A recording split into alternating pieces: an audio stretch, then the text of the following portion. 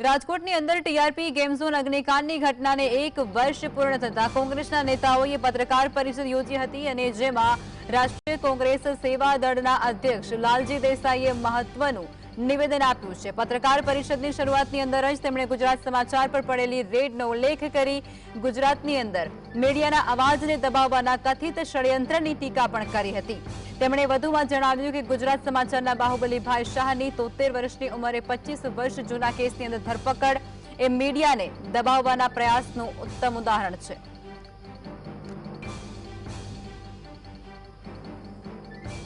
કે કઈ રીતે મીડિયાના અવાજને દબાવી દેવાનું સતત ગુજરાતમાં એક ષડયંત્ર ચાલી રહ્યું છે।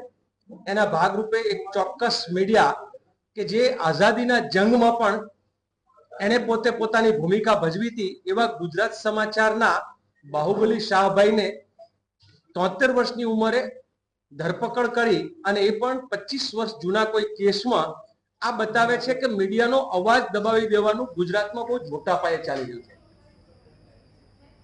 ટીઆરપી ગેમ ઝોન અગ્નિકાંડ અંગે લાલજી દેસાઈએ નિવેદન આપ્યું કે સરકાર ન્યાયિક પ્રક્રિયામાં જાણી જોઈને વિલંબ કરે છે।